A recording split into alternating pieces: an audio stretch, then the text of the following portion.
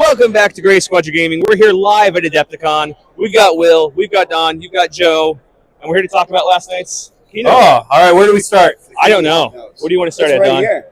Let's start with, I think the core set. I think it's a good place to start. Yeah.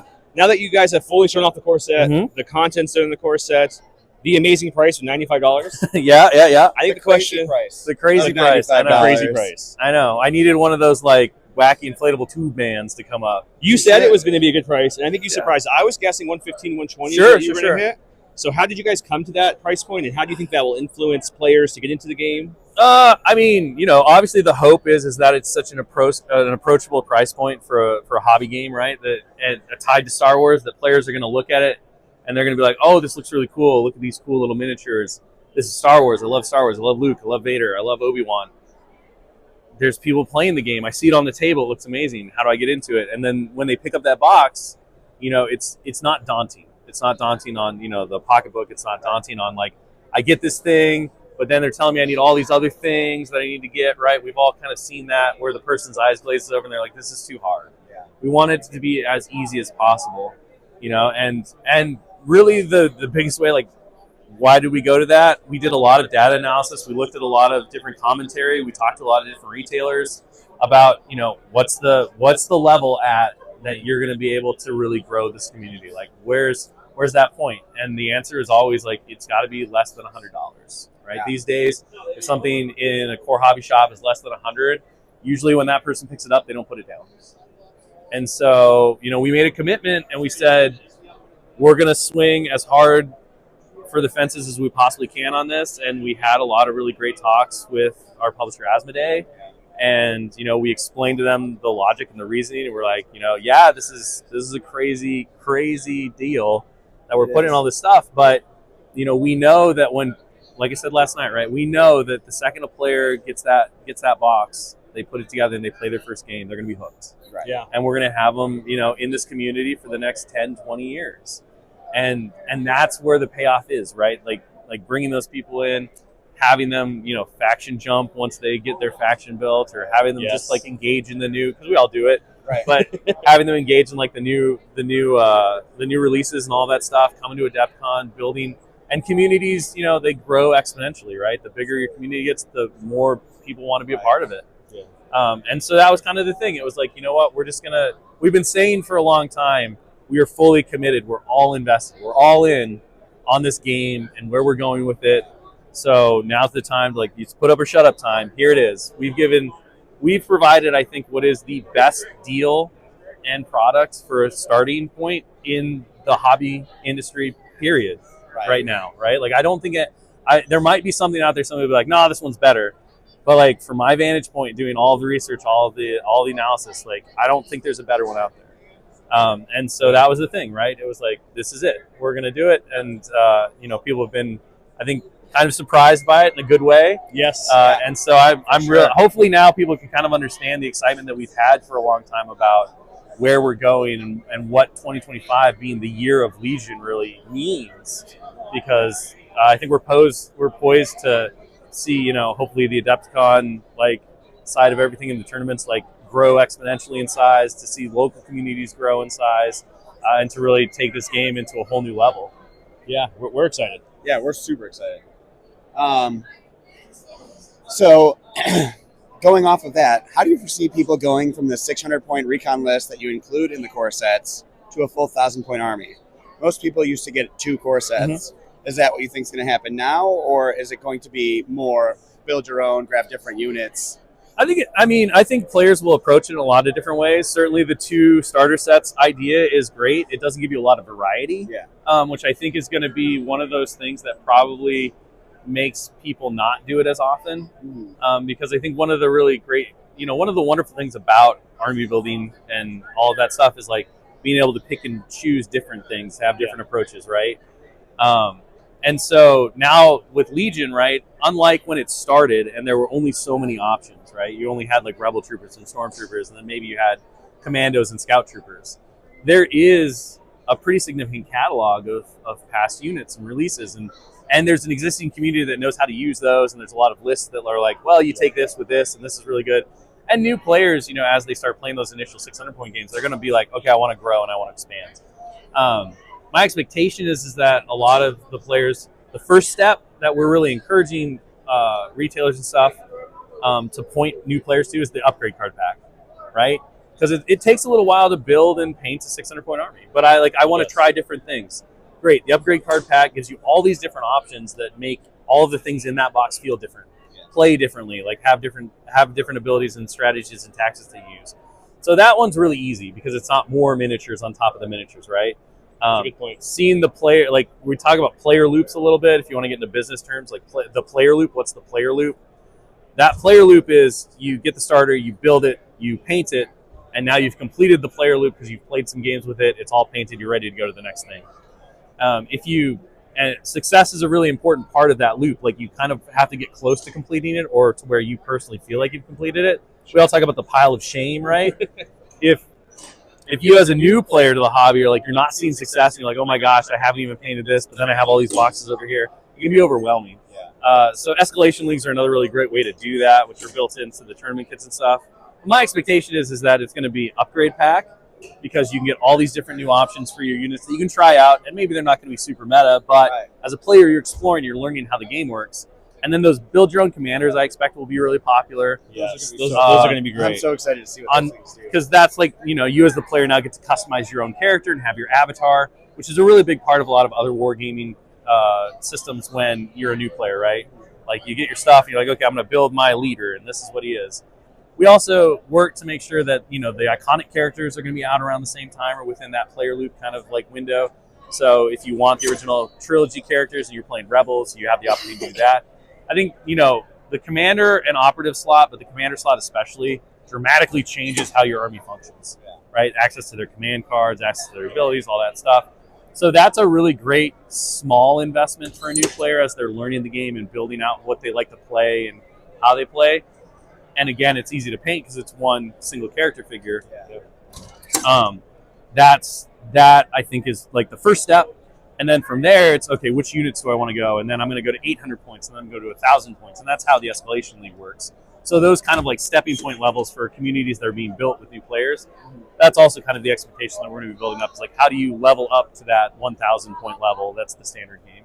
Yeah, no, awesome. That makes sense. It's going to be cool. We noticed that when you were showing off the core sets and the accessory packs, there's a physical half range ruler now. Yeah, there is. It looks like it's the same size and shape. Does it click into the main range ruler, or is it its own tool? I don't know actually where the engineering on it. I think it does not, or it does. I don't know. It had I don't the know. shape on the bottom that looked like it might. Yeah, so we went both ways with it during the design process. I think, but I'm not positive that it does slot. But I know we have also printed ones that don't. Oh, it's right there. Just look at that one. It's literally right there. Let's have it, Don. We can answer we're this question live here, so we can figure it out. This one does not. Okay, so it does not. So there you go. So they did put the nub on it. So there you go. It does not. Yes. So it has two flat edges to measure. Two flat edges. Yep. Okay. There's pros and cons to both, so I like it. Cool. Yeah, that was an easy one. That was an easy. It should have been easier. I stumbled through it, then I saw it over there. I'm like, wait, it's right there. So the brand new buildable officers and agent packs, and also the Jedi and Super Tactical packs. You mentioned there's a lot of options to build them, and you can choose keywords and Doctrines. Doctorates, yes, for them. Is this going to be more of the what you see is what you get, or is this the you can build it however you want and you can still use and play with the operative or the? There are some options, like the weaponry specifically, just like with heavies and stuff. There's a bit more WYSIWYG to that. So like if you're going to take the heavy rotary blaster for your rebel, you can have them have the pistol right. And part of the reason for that is that we want to. It's always important. Again, co-op competitive. You don't want to confuse your opponent. Yeah. Right. You want things to be clear, and yes, they can see your cards, but we also want to make sure the miniatures are like represented. And there are not many players out there, but there are people who will model for advantage. Yeah. And they'll be like, oh, well, that was, I have these two guys, they look identical, but this one has the rotary blaster, and this one has this other thing, and it's like, okay, great. And then all of a sudden, it's like, no, this one has the rotary blaster. And you're like, well, as your opponent, I'm just going to trust you. I can't really track that. So I think there is an important bit where the miniatures do represent in physical form the rules that they are. So we do lean into WYSIWYG quite a bit. with that to avoid player confusion, all that stuff. I know Pagani's been clarifying some stuff on the Legion Discord about the cards and how they impact things. Sure. And that again goes back to that player confusion, that open source information making things good. That said, there's a lot of the options that are like, they're kind of just ideas, right? Like, for example, with the Jedis, are you a consular, a guardian, or a sentinel? Okay. Those doctrines that have massive impacts on how your keywords are, like what kind of abilities you get, that kind of stuff. It doesn't matter how you built them, right? You're just like, this is what it is. Yeah. And you track that through, the different stuff, but you have the unit card and that card attached, and you've done something to like identify that. So it's a little bit of both, right? And dive into a bit more about how that process works. You have your base unit card for your commander and your operative. They have like one keyword on them. They have the standard health and courage, and sometimes they have a base weapon, sometimes they don't. And then what you do is you choose a doctrine. And the doctrines are basically like the meat of what the character does. Okay. So, for example, in the Jedi example, right, you can choose like the Sentinel, and that gives you access to a various suite of abilities. It might give you Master of the Force 1 instead of Master of the Force 2, because you've got your Forcey guy, you got your not Forcey guy. You're going to make these choices. And then there are a bunch of other upgrades, like including weapon styles and fighting styles and things like that, that also go into it. And so it's a lot like, the goal that we were trying to capture with it really was that RPG character creation process in Legion, right? Yeah. You get to make all of these key choices about how this character is going to play. It kind of develops their personality in some ways, because you're like, oh, I'm making a really aggressive character.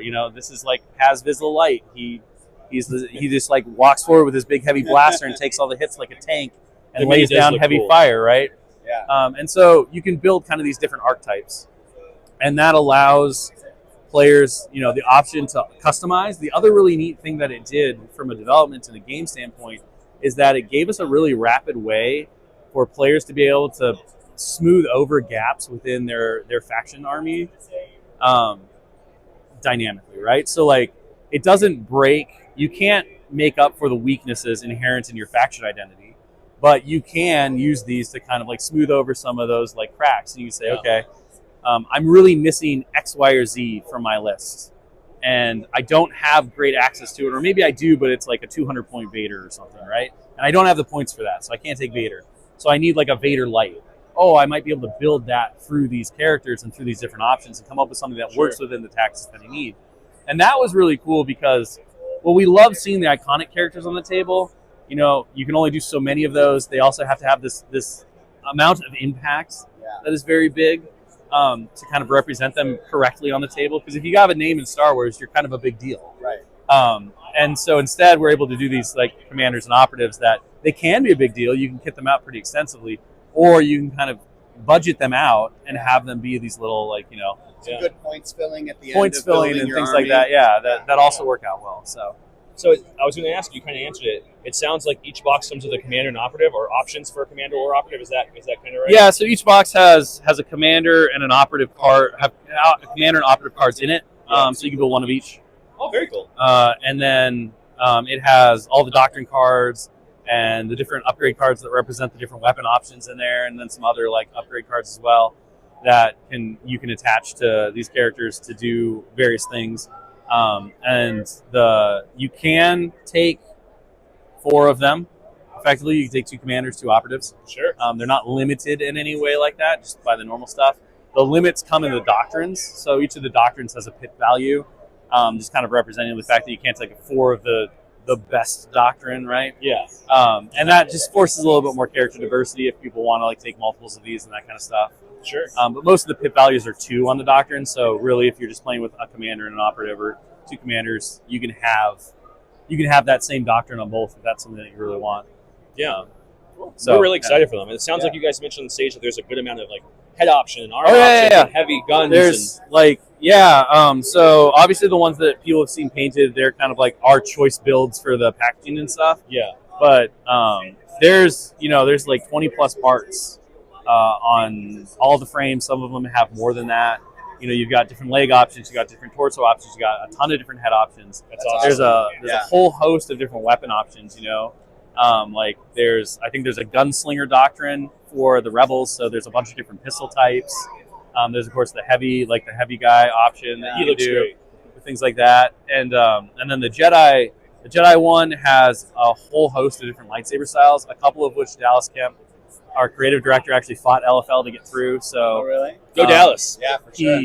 He got really inspired by a lot of different Japanese like samurai weaponry, and so he brought a lot of them to it. And he's like, "Can we do this? Can we do that? Can we do this?" And they're like, "No, maybe, yes." And then he was like, on the maybe, he's like, "Okay, I want to do it. What do I have to do to make it happen?" And so one of my favorite bits in that Jedi kit is I forget the name of the weapon type, but it's a samurai weapon, and it's where the blade is as long as the hilt. Oh wow! And so it's a really long lightsaber hilt, and then it's got the blade, and it looks really cool on the That's miniature. awesome. Excited to see it. Yeah. And so there's a lot of cool stuff. Like, you got your double bladed lightsabers, then you get crazy, and you can do a double bladed lightsaber and a double bladed lightsaber with a little bit of hobby out of the kit and stuff like that. So you can go nuts. That's fun. And then of course the tac droids I think that's where they got the wildest, because there's like, well, they're droids. Yeah. They Go could be to town. customized quite a bit. So, you got like blaster cannon arms, you got spider legs, I couldn't believe you got the spider legs. spider legs. The spider legs. The spider leg And- picture. You can tell the clones are scared, Oh, yeah. even in armor. Oh, yeah, yeah. It's so good. They're terrified when that guy comes Yeah. skittering out of the flaming forest. And a bunch of other different like options and stuff in those. And so just a really fun hobby experience to be able to build that stuff in. And the other thing too, right, is that like a lot of the hard plastic parts are really interchangeable with a little bit of cutting or a little bit of a little bit of plastic glue knowledge. So you have these things, you have these frames that you can actually use on other sets and other expansions to add some extra customization too. So, getting that idea of the bits box that's classic among hobbyists, like these are a really great foundation for that too. Mall spider legs. I mean, you could maybe do that. Like, they wouldn't be quite Maybe the a little same different, spider legs, but yeah. They're not built out of garbage for the. No, somebody brought up, I don't remember who it was, but I think it was in our internal meeting. Somebody brought up the idea of like, can I make a Jedi with spider legs? And I was like, I guess if you get the two, Why not? stick them on there, That'd why be not? super Right? cool. Yeah. That would be awesome. very cool. The rework at the end you showed for Agent Callus, Lando, Jin. How did you guys come to those new keywords? And the bigger question that I've seen from the community already is contingency is gone. The keyword, we noticed that Callus and Lando don't have contingency, for example.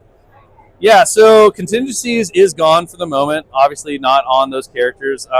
We liked the concept, but in practice we didn't really feel like it was delivering what it wanted. Sure. Some of those ideas are baked into some of their new command cards though. Okay. Especially like Lando has a bit of a gambling aspect where he can like do some stuff it's not contingencies per se, but the idea was to evoke that idea of like they're flexible and they like with Lando, contingency was kind of his gambling thing, right? He's got an ace up his sleeve. Yeah. Callus, it was more of like the planning and that stuff. So we did try to take those ideas and work them back in. But overall, we felt like contingencies was a rule that wasn't really delivering with the amount of like weight and impact that it really needed to be there. So for simplification and streamline purposes, we decided to remove that.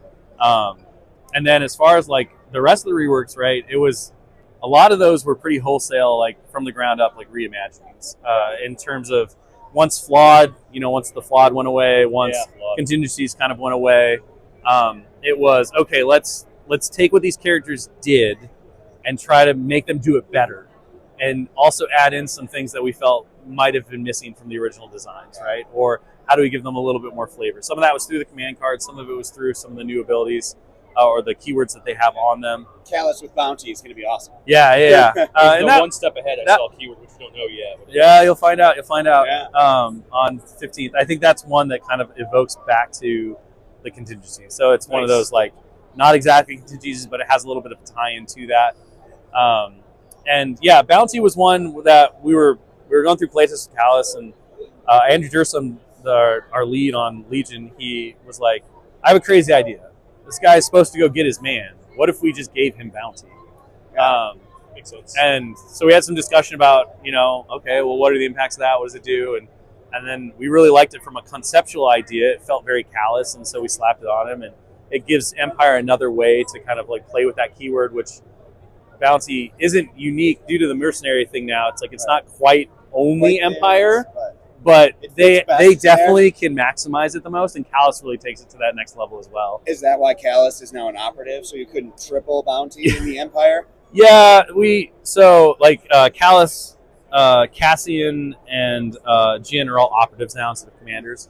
Part of that was looking at just overall where they fit within the character selection and stuff.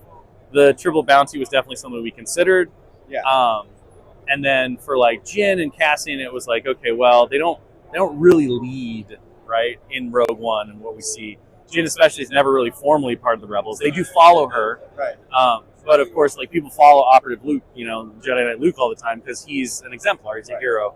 And moving them into those different spots allowed us to do some things with how they played, how the command cards interacted and functioned that we felt was really good and healthy to allow that space for the commanders to be the commanders. And you weren't necessarily comparing, a Leia versus a Jin. Now you can be like, okay, Leia can be my commander.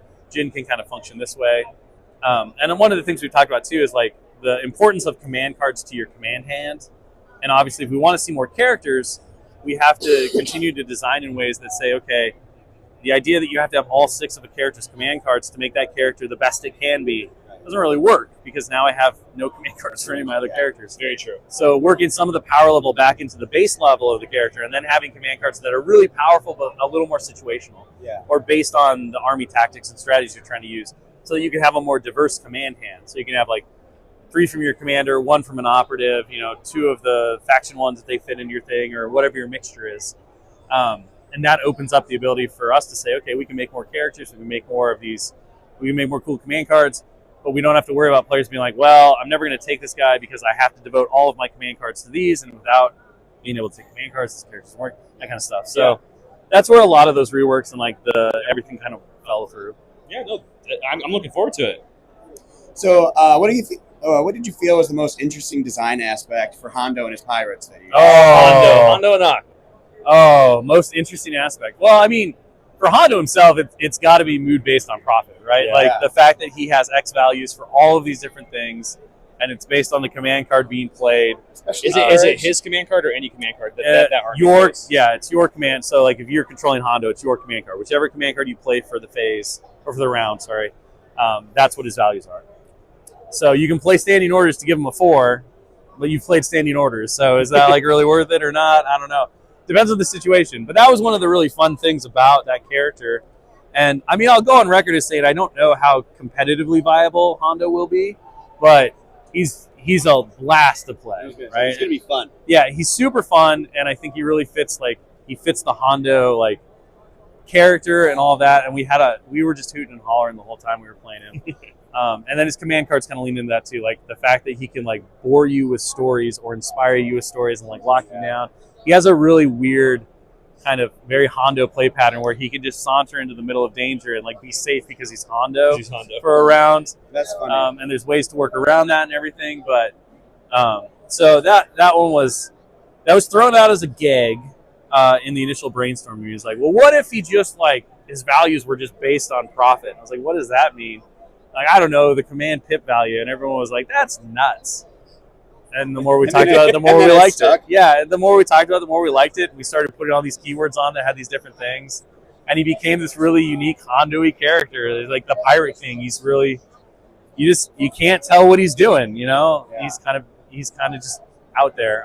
Speaking of the pirates, we do know you said the pirates and the tank are coming to Shadow Collective, which I think everybody has asked for more Shadow Collective. That's great. Yeah, so they're mercenaries, right? And they will be included in the Shadow Collective. Now, Hondo is not, and that's because canonically Hondo was smart enough to never work with Maul. He knew he was, and he was like, no. So we didn't want to, we find it really important to keep those things thematic and canonical. So no Hondo in Shadow Collective, but the Weequay unit, which can be built with the Weequay Captain, the generic Captain upgrade, which serves as an officer for the unit, can go into Shadow Collective. The WLO5 speeder tank obviously can go into Shadow Collective, and you can kit that out to be driven by Weequays or Black Suns or Pikes. And those two items, one, the Weequays add a larger core unit for Shadow Collective, which I think will be really interesting to see how that integrates in with everything. They're not nearly as I would say, powerful as Black Suns or Pikes on their base. But they do have some really fun pirated mechanics and how they interact with point of interest and objective tokens and stuff like that. Cool. So they are very much encouraged to go grab the loot, as it were, like pirates should be. And then, of course, the tank brings a really neat option, not just to Shadow Collective, but to several other factions. It is a mercenary, right? So you have to worry about your command and control. You can only take so many if you're playing a normal faction. But it's got it was a really cool hybrid of, okay, it's a tank, but it's kind of a cheaper budget option tank, so it's not quite as heavily armored, tank. but it's got some really good punch. So it's more glass cannon-y than I think a lot of the heavy options that we've seen so far. And it was interesting to watch how players utilized it within their different armies and lists, and where it worked well and where it didn't. But overall, like within its kind of home, quote unquote, right now, Shadow Collective, it did do a lot of really fun things. So I'm excited to see how that will kind of evolve players' approaches to their armies and things like that. I know you haven't shown the cards for them, so you don't have to spoil anything of that, but I saw Hondo was available in all the 4 main factions. Yes. Because he's for hire, right? Yep. He just likes money. Are the pirates going to be more than just the Shadow Collective, can you say? Yeah. So I believe the pirates there are at least 2. They might be more than that. Okay, at least 2. Great. So because they're pirates, right? They'll work for anybody for a small fee. So they're pretty available, kind of like the Pikes are. I like the peg leg on the model a lot. Yeah. I believe that's the captain. The captain girl has a little peg leg. And there are a couple different ways to outfit that. You have, of course, the 2 different heavies: the long rifle and then the electro staff. And then you have the captain. So they have some melee presence, it sounds like. You can't. They're actually quite good at melee. Ooh, that's good. They're pirates, so they utilize those cutlasses pretty well. And that kind of goes along with the fact that like they do best when they're around the loot. So they have this interesting play pattern where they really want to press forward, get to the objectives, and they can be pretty tricky to dislodge from those objectives. They also are pretty strong in melee for the core units. Like they're not going to blow out a Vader, but if they get into like your rebel troopers or something, they'll probably do pretty well because they're more apt at it. However, they have very low courage, right? Like we see all the time, right? They always run away. They do. Dispenser's no longer profitable; they're out. So they have low courage, so you kind of have to work around that as well when you play them and everything. But we'll be showing off more of their rules, I'm sure, down the road. Perfect. They were a fun unit to really work on. I'm excited. I'm excited for them. Those are going to be a lot of fun. So we noticed in the pictures the new units, like the probe droids and the generic wheel bikes. 2 units are pictured of each. Is that what's coming in the box? Is that what's yeah? the unit? So with the probe droids and the wheel bikes, you get 2. The wheel bikes are a unit of 2, so kind of like the Staps and things like that, or the speeder bikes have been. So they are a full unit of 2, and then the probe droids are they have entourage. Nice. No, sorry, detachment. They have detachment. I gotta keep it right. They have detachment. I believe special forces. So you can take effectively 1 for every special forces unit that you have. That's awesome. And there's 2 in the box, kind of like the crab droids. So it's 2 full units in the box, essentially. Yeah. Nice. You get two full units because they're 1 each. They look good. Yeah, they're really fun. And part of the reason that there's 2, kind of like with the crab droids, right, is it all comes down to manufacturing and again trying to be very price conscious, making sure that the value is there for players throughout all the different fixed costs, the tooling, and all of that. 2 just works out to offer the best value for everyone involved, right? Yeah. And I think, for the most part, you wind up needing 1 box, and then if you really want to max out, you can get 2. And of course, there's going to be some, Blizzard Force might be able to use a few more of them. So maybe who knows? They've been a long time coming. The probe droids. They have been. I mean, it's kind of surprising that they're only finally now showing up because they are one of those really iconic Star Wars things. Yeah. And so it was kind of fun to be able to be the ones to do that for the first time in Legion and to really work through that and stuff. And they also are kind of, I think when we get to April 15th, a little bit of a rule spoiler, self-destruct. That keyword has changed quite a bit. Oh, good. We like spoilers here. I don't know if you know that. I hear. Self-destruct keyword is changing quite a bit, and the probe droids were part of the reason for the rework. into that. That's kind of their thing. It's a little bit of their thing. In every game of Star Wars, they kind of do that a lot. Yeah. The probe droid is the thing. So as we were working on them, we were also kind of re-looking at self-destruct and the keyword and saying, okay, we're going to see it a lot more in these different factions. Are we happy with it? What can it do better? How can we kind of like make it a more fair experience? That kind of stuff. That'll be balanced against the fact that, you can take all these probe droids and they could potentially all blow up on you, that kind of stuff. So the self-destruct keyword is getting a rework as well. That'll be in April, and that'll of course affect the spider droid. Spider droids, yeah. Which are the original ones that had the self-destruct. Yeah. No, that's going to be exciting. Spiders. What would you say? Sorry, I'm reading my list here. No, I go don't miss for it. anything. Being able to see the miniatures in person here at Adepticon, the new sculpts for some of the figures look incredible. I personally am looking forward to Anakin and Sabine. They look amazing. What would you say was the most rewarding part or the most interesting thing to look at when you were resculpting them from not just soft to hard, but like Anakin's in full Clone Wars now, which I've been waiting for, so thank you. But what would you find the most interesting part of that? So, I think we had an interesting opportunity, right? Again, kind of looking at, okay, so we have Clone Captain Rex, and he's in soft plastic. But Anakin and like Fives and Echo and some of the other characters, they're already in hard plastic. So we can't, again, going back to that manufacturing, like how to best make value for everybody involved, doing just a single unit or a single miniature in hard plastic, it doesn't really work, right? As people have noticed, right, the cost for single miniatures have kind of increased from where they used to be when the game launched. And a lot of that is just due to the cost of like that one unit, right? It costs the same. It's like the same to ship it. It's the same to have the machines run it, and all this stuff. It's the same to tool it as putting more things on that tool, more things on that frame. And then you're able to like get more things of value in that box. So, in trying to make sure that we're offering that great value to players and making them feel really comfortable and in the purchases that they're making to add to their collections, we said, okay, we want to redo Rex. Are there others that we should attach? And so that's where we came with the Fives and the Echo. We're like, well, let's pull them out of the art box and put them in here. We can give them some new sculpts. And then we looked at Anakin, and actually Dallas Kemp was the one who brought up Anakin. He's like, I would love to redo Anakin. And I was like, very glad he did. But he already kind of exists. And then he was like, yeah, but I want to do one that, like, he started talking about kind of his vision, and he's like, but I really want to do one that harkens to the Clone Wars. He's like, I want to do a little bit more animated that's done in the Legion, like realism style. He's like, I want to do the armor and like this stuff, because the current Anakin is very much that Episode 3 Anakin. Yes, right? it is. And well, Legion, the game of Legion does encompass that kind of that era of Anakin. I think when we put a lot of players, when they put like the clones on the table, when you put Ahsoka on the table, especially, and I think this was a big driving point for him, was like, we're doing Clone Wars Ahsoka. I want, because he's a very visual guy, right? He's the creative director. He's like a miniatures painter. He always thinks about things in terms of, displays and all that. He's like, I want to be able to put Clone Wars Anakin next to Clone Wars Ahsoka. Right. Because that's what people will key in on, right? They'll lock into it.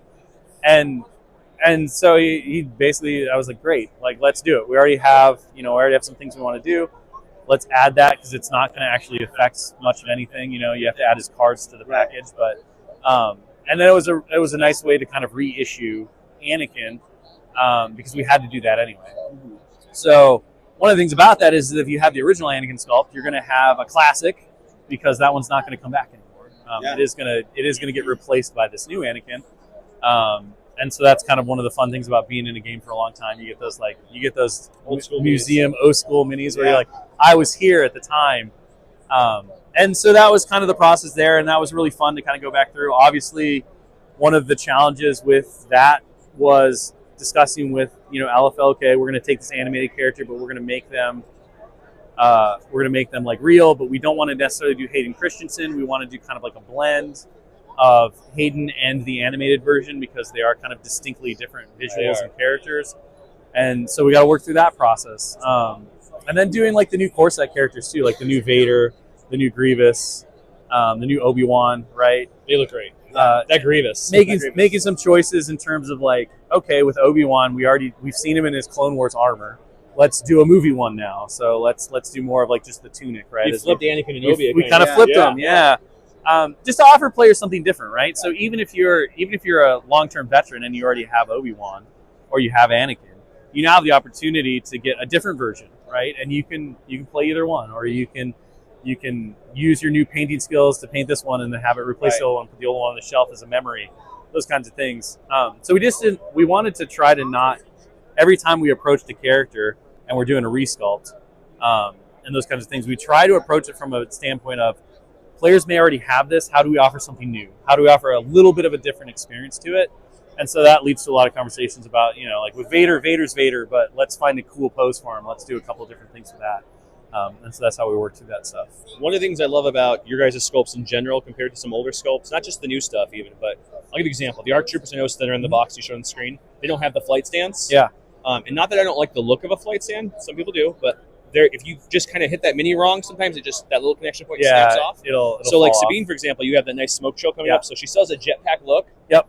But it's more sturdy and looks a little bit more natural than a see-through flight stand. So I'm very glad to see that. Yeah, we always try, because again, you want these miniatures to be like little statues, right? You want them to be visually in world and to sell the narrative around it. And things like flight stands, well, sometimes necessary. For example, the probe droids obviously that makes sense because he's not flight going to have stands, right? smoke coming out of Yeah, we tried it a lot of different ways. We tried having them like floating off of rocks and doing other things, and it just looked terrible. So sometimes a flight stand's great, right? Yeah. But if we can get away with it and we can do something that feels more natural in the story, in the narrative of the action, we'll always try to go that way because it doesn't pull you out quite as much. We like the artistry of it and the look of it, so that's usually where we go to.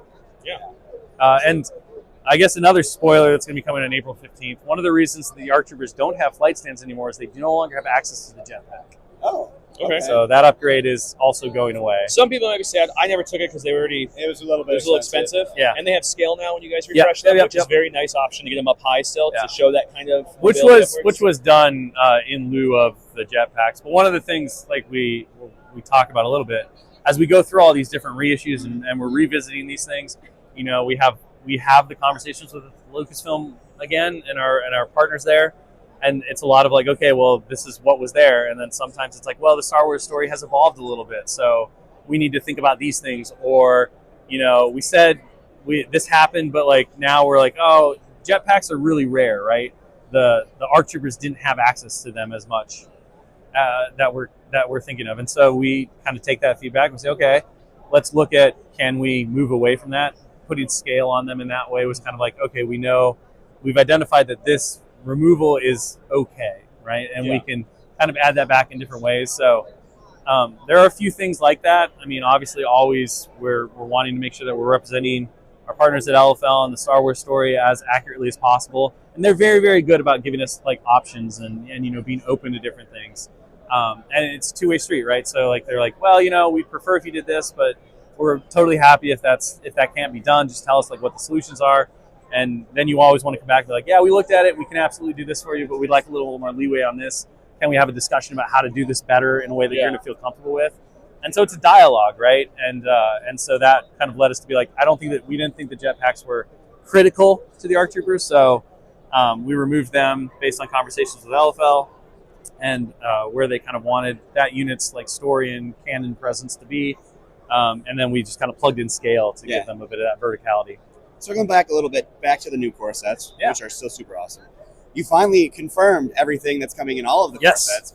What decisions did you make in changing what comes in certain core sets, or what units ended up being in the core sets? So, I mean, for the most part, right, we looked at from the presence of, if I'm a brand new player and I love Star Wars, what are the most iconic things? And then also, what's the legacy, right? Like, what are things that Legion has always kind of offered in the starters? So sticking to the same commanders, for instance, was really important to us. We wanted to have that consistent through line of, these are kind of the faces of the game to new players, and they were chosen for a good reason, and we believe that reason still exists, right? Luke, Vader, Obi-Wan, Grievous, they're all very iconic of those factions. And from there, it was like, okay, well, what is a great starting point for players? Like, what are those things that you're always going to go back to? And so Rebel Troopers, right? Like, what's the backbone of the Rebel Army? It's the Rebel Troopers. Throwing in some Wookiees for a little bit of like spice and variety, because they were already available in hard plastic, and we liked like what they kind of added to things. And it gives that Chewbacca without having Chewbacca a bit, but it makes the rebellion feel more rebellious. And then you have the commandos, of course, that everyone recognizes. So a lot of things that are instantly recognizable. I call it a little bit of the mom test. I think I've talked about this before. Yeah. But the idea being that if my mom picks it up, is she going to be able to be like, oh, I know these things? Like, she might not know the names, right, but in her head, she's like, I've watched Star Wars, I've seen Star Wars, I know it. And I think that's where you want your intro point to be, right? You want it to be the greatest hits collection, in a manner of speaking. With the Empire, right, same idea. You have Vader, you have like the Stormtroopers, you have the Scout Troopers. Through playtests and kind of working through the different balances, we really liked the Double Scouts. Yeah. So they are kind of the unique one in that I think this works thematically and it also works gameplay-wise, where they feel the most regimented, because there's not a lot of variety. It's like 2 units of the same type, 4 or 6 units technically because you got the strike teams in the thing. But it feels very uniform. It feels very Imperial. It feels very sterile. Yeah. And then, going to like the droids, gotta have a lot of B1s. Gotta have a lot of B1s. The droidecas are, of course, like, I think they're just visually really interesting. Yeah. We did have a lot of discussions about whether or not they should be included, just based on the fact that they do add a bit of complexity in terms of the movement, right? Because they have notch-based movement where everything else doesn't. But in the end, we kind of decided that it was worth it to have this little piece be in there. And then the B2s, adding a little bit more punch, but having the most core units in that box really sells the idea that this is the undead, like Horde army, right? Yeah. And you can play Separatists in a lot of different ways, but that's kind of the initial impression. We all think about Naboo, right? I'm gonna get in trouble now because everyone's gonna go, but you didn't talk about Gungans. You're talking about Naboo. I never asked about Gungans. I know. We all think about that Naboo battle, right, where they're just coming at endless lines of them. So we wanted to make sure that was reflected in the starter. And then with the clone or the Republic one, right? Obi-Wan, and then we had the Great Clone Infantry. We wanted to get the ARC Troopers in there for a little bit of variety, and the ARC Troopers, right? So it was really just like, what are the greatest hits of the Clone Wars? Plus, you get another Jedi Guardian. Get another Jedi, yeah. And I like that box a lot because the Guardian fits well with the ARC too. Yeah, also in that box. Yeah, and that was another big one too. Is like, pushing that idea that if you're going Galactic Republic, you're probably going there because you want to play Jedi. So. Right. We really wanted to make sure that there was another Jedi in there, right? To at least get 2 sabers in. And so the ARC Troopers gave us that possibility to do. And like you said, it pairs really well with both, the ARF and the ARC. You get that option and that customization right out of the gate too. Yeah, it's very nice. Now, one of the questions we got asked a lot to ask, don't know if you can answer, but I'm going to throw it at you anyways. Go for it. You showed Ahsoka's card. Yeah. She looks amazing. Showed the sculpts. You even showed the command cards. We did. The only thing we don't know is the Shin, right? That's Shin Mastery? True. Shin Mastery, yeah. And you want to give any kind of... No, I don't. Okay, that's fair enough. Well, that comes out in May, right? Yeah, it'll be included in the April 15th update. Oh, perfect. So people can look at it. I will say, just like every Mastery, right, it was designed to bake into her kit. So... it's obviously gonna add some to where she's deficient. It's gonna give her some token shenanigans and things like that she's gonna be able to use, right? Just like all the other ones, or most of the other ones, I should say. So it's fun, but no, I'm not allowed to really go. No, into that's it fine. Too much. We can't hurt to ask. Right? I know. Yeah, right? All I can do is say no, but that's a spoiler too far. Yep. So after the roadmap, what has you most excited for what's coming next? Oh my gosh. I think, so this roadmap was interesting in the fact that it really is a new, fresh launching point for what's coming next. And I don't just mean in terms of like the new products, the new starters, all the new stuff, but because these timelines are so long, because, there's so much work that goes into creating these miniatures, working on the rules, like doing all this stuff. We've been working on this stuff for so many years now, like since we really took over the game. And there's bandwidth and production stuff that goes into it where, as everyone has seen, there's been a little bit of a lull. There's, it's been a little slower in Legion lands than it traditionally should have been or has been because, we had to divide our efforts. We had to continue to make new releases, but we also had to work towards this really big refresh and new edition relaunch and all that stuff. And so one of the things we did is, in order to really show people the investment that we had and the passion we had and the fact that we were committed to the future of the game and try to kind of like quell people from being like, oh, there's not a lot of stuff coming out. Should we be worried? In most of our roadmaps, as you guys have all know and seen, we go further out than we did for any other roadmap, right? We would be like, here, we're working on the hard plastics. Like we showed the hard plastic resculpts off like in their infancy. They weren't even really done. We were just like, here they are in rough, right? But we're doing this, right? And we're going to this next thing, and we're going here. And so we kept having to kind of like show the future a bit further than normally we would. And that was great because it meant that people saw what was coming. But from an excitement standpoint, it meant that there wasn't a lot of new surprises. Like Hondo was the first time we got to surprise people with something they did not expect. And it was that's a good surprise. And that's one of I think the real joys of a roadmap is to come in and be surprised and to be like, oh my gosh, I never knew this was coming. And we're now at a point where like the next roadmap, like I cannot wait for next Adepticon when we drop some of the things that we didn't show on purpose at this one, because we finally believe that we're in a point where it's like, okay, now we've hit the starting point and we're off and running, and we get to start doing this stuff. So I know a lot of folks were like, well, we've seen a lot of this stuff before in previous roadmaps, and that's part of like it's part of that debt, right? Of being like, we're going to continue to show you that yes, we're going to get there. We're just a little bit away, but now we're there, and we've caught up, and now we get like a clean slate. You paid the price of keeping us here. We've cleaned the slate, and now we get to do cool things. Like we're going to get to reveal some really awesome stuff with a video and stuff that you've never seen before. And for me, I come from marketing, and so I love those moments where you get to like really blow somebody's mind. I like pushing play, and they're like, the end of that video yesterday was awesome. Yeah, and then everyone just goes, oh, I can't believe this and I can't believe that. And so, this roadmap kind of ended on the Hondo stuff and on a lot of the things we've seen. There's so many things past Q2 that we're going to show off and that are going to be exciting to people, and like that I think are going to really. When's that next mini extravaganza again? Oh yeah, when I don't know. You're gonna have to talk to Ross about that, about when those things come. But yeah, we have so much in the works for Legion, and so many things that now, as we move past kind of this relaunch point, we're gonna really dive into and be able to start showing and all that, like new forces, new units, new things that people have been asking for, new characters, all these different things that have been in the works for a long time, and we've been waiting to get to, and now we're finally getting to.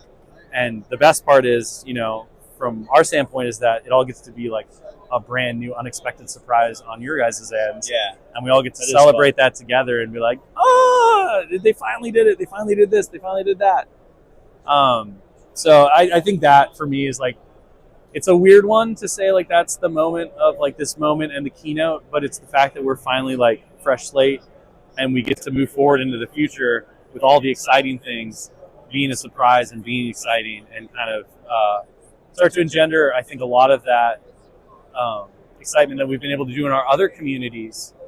We finally get to bring that to Legion, and that's been something that, to my heart, has been something that I've wanted for a long time. Yeah. But we just haven't been in a position to be able to do that as well, and so it's all been about like just stick with us through this process. We're going to get there. It's a longer road than anybody wants, but we're finally at the end of it. And now, we're going to get to hopefully blow everybody's mind with some big surprises, some things that no one ever expected to come to the game, and all that stuff. So that for me, that was the moment of the keynote. I was like, we made it. Yeah. We're here. I think it sounds great. I'm looking forward to it. It's a great way to end our interview. We know you have other things to do today as well. So thank you for taking the time with us. Yeah, absolutely. So much. It. Yes. And in the future, we're looking forward to that Gungan announcement whenever it may come.